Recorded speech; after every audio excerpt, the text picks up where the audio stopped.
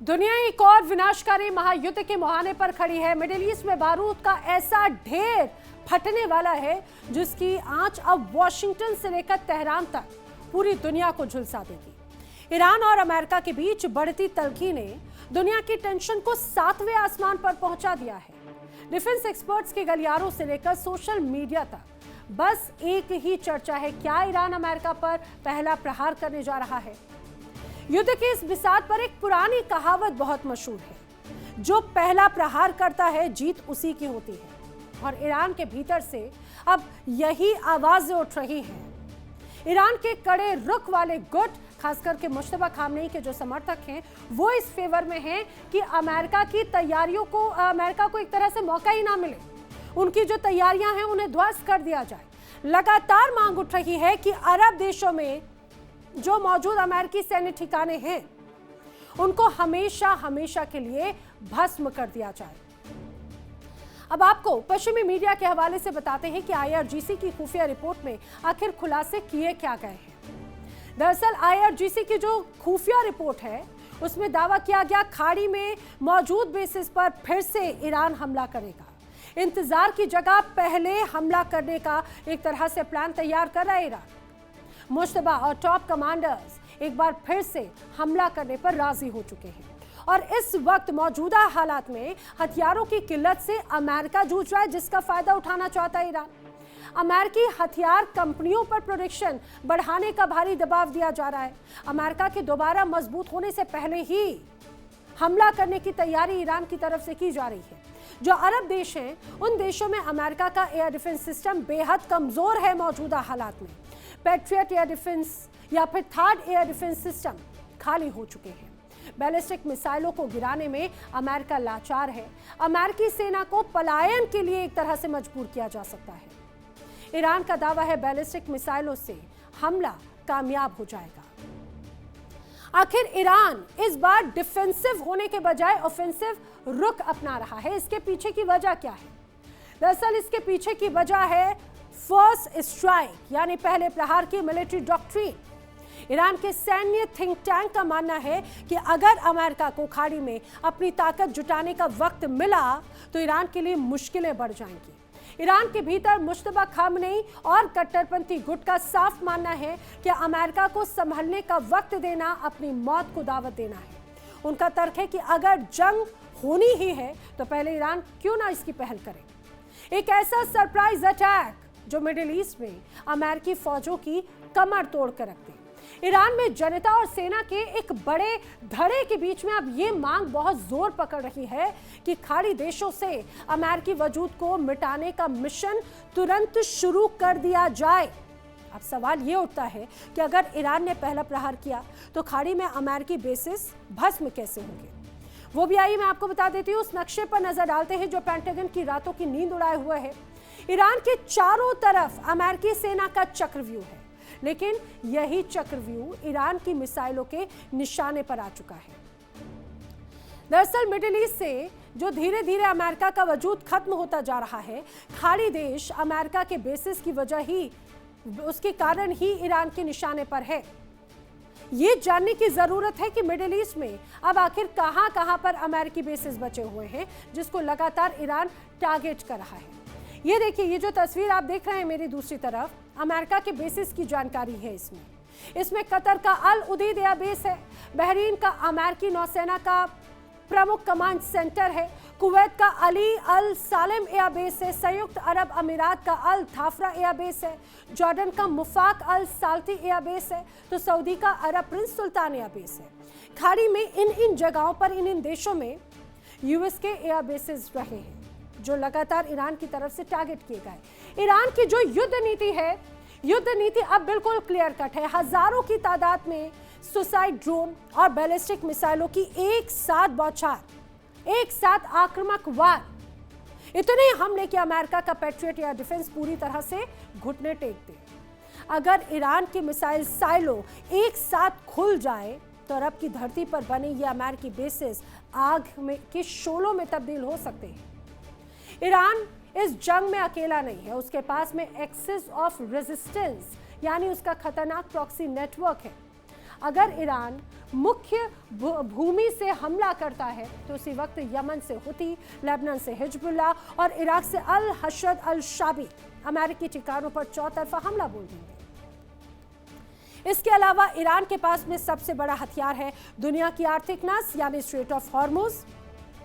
Iran इस समंदर के रास्ते को ब्लॉक करके पूरी तरह से दुनिया की तेल सप्लाई को अपने कंट्रोल में लाना चाहता है, अपने हिसाब से सप्लाई करना चाहता है।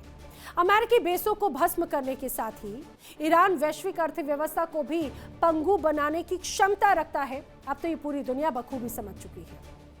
अब ये समझिए कि अमेरिका मिडिल ईस्ट से मजबूर हो चुका है, किस रूप में। अब आपको मैं ये भी बताती हूँ कि आखिर अमेरिकी सेना कहां से भागने को मजबूर हो गई। दरअसल इराक से विदाई का काउंटडाउन शुरू हो चुका है, दावा किया जा रहा है। इराक में अमेरिकी सेना की मौजूदगी बहुत लंबे समय से विवादों में रही है। ईरान समर्थित शिया मिलिशिया समूह लगातार इसके विरोध में रहे हैं। ईरान जंग के बीच में ईरान ने रॉकेट और ड्रोन से लगातार अटैक किए। ईरानी हमलों के बाद में इराकी सरकार पर एक तरह का दबाव बनना शुरू हुआ। अमेरिकी सैनिकों को निकालने का भारी राजनीतिक दबाव अब है ईरान पर। यूएस सैनिक इराक से निकलकर मिशन ईरान में शामिल हो सकते हैं, ये भी जानकारी है। 30 सितंबर तक अमेरिकी सेना को इराक से निकल जाना है, यह क्लियर कट टाइमलाइन दी जा चुकी है। सिर्फ इराक ही नहीं, अब तो सीरिया से भी अमेरिकी सेना की विदाई तय है। सीरिया के अल तन्फ और मकबूर जैसे क्षेत्रों से बेस हटाए जाने हैं। सीरिया में ईरान के कामिकाजे ड्रोन ने बेस को टारगेट किया। सुरक्षा कारणों से कई अमेरिकी बेसिस को हटाया जा रहा है।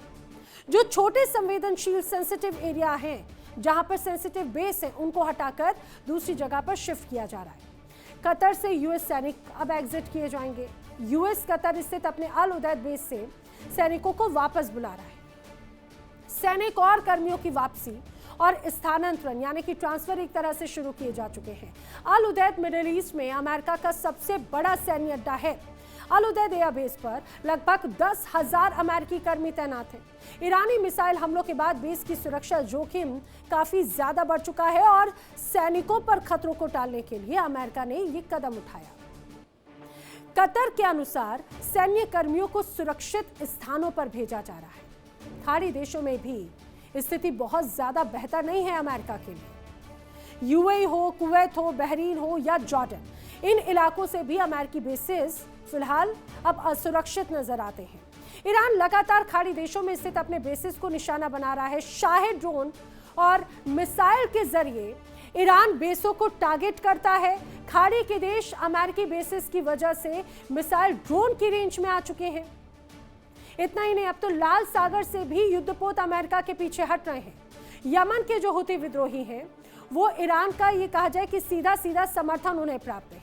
अब रेड सी यानी लाल सागर में अमेरिकी नौसेना की जहाजों पर ड्रोन मिसाइल हमले हुए। मिसाइल हमलों के बाद में अमेरिकी युद्धपोत एक तरह से पीछे हट चुके हैं। मिडिल ईस्ट से धीरे धीरे अमेरिका का सफाया हो रहा है और ये जंग सिर्फ 2 देशों तक सीमित नहीं है। इसमें ईरान ने अमेरिकी सहयोगी देश सऊदी अरब, इजराइल और अन्य खाड़ी देश भी एक तरह से खींच लिए। नतीजा क्या है? दुनिया भर में पेट्रोल डीजल के दाम आसमान छूने लगे। शेयर बाजार में उथल पुथल मच गई। दशकों तक जिस ईरान को अमेरिका ने पाबंदियों से तोड़ने की कोशिश की, जिसे इजराइल ने अपने अस्तित्व के लिए सबसे बड़ा खतरा माना, आज वही ईरान मिडिल ईस्ट की जियोपॉलिटिक्स का केंद्र बन चुका है। गाजा से लेकर लेबनान तक और यमन के लाल सागर से लेकर सीरिया के आसमान तक हर संघर्ष के पीछे एक ही नाम गूंज रहा है और वो नाम है ईरान। अमेरिका और इजराइल के साथ में सीधे टकराव के बावजूद ईरान मिडिल ईस्ट में एक अजेय और शक्तिशाली ताकत बनकर उभरा है। अब मैं आपको बताती हूं कि जंग में शक्तिशाली आखिर ईरान बना तो बना कैसे, इसके पीछे की वजह क्या है। अब हर दिन 100 से 300 मिसाइलों का प्रोडक्शन ईरान में हो रहा है। ईरान के हथियारों का प्रोडक्शन बताया जा रहा है 3 गुना बढ़ चुका है। ईरान के पास में अभी भी इतने हमलों के बावजूद 30,000 मिसाइलों का स्टॉक बरकरार है और कम खर्च में स्वदेशी तकनीक से मिसाइल प्रोडक्शन लगातार जोर देता है ईरान इस पर। ईरान ने ड्रोन प्रोडक्शन को और भी ज्यादा बढ़ा दिया। ईरान ने अपने ड्रोन प्रोडक्शन को 10 गुना तक बढ़ा दिया है। इतना ही नहीं, जानकारी ये भी है कि ईरान हर दिन 3000 ड्रोन तैयार कर रहा है रेगुलर रोजाना। ईरान में हमलों के बावजूद 50% ड्रोन कारखाने अभी भी सुरक्षित हैं और करीब 9000 कंपनियां ड्रोन के प्रोडक्शन सप्लाई चेन से जुड़ी हुई हैं। अब दावा तो ये भी है कि ईरान का जो 80% मिसाइल कारखाने हैं वो पूरी तरह से सुरक्षित हैं। ईरान में 60 से ज्यादा मिसाइल सिटी मौजूद हैं। 70% मिसाइल लॉन्चर्स ईरान में सुरक्षित हैं।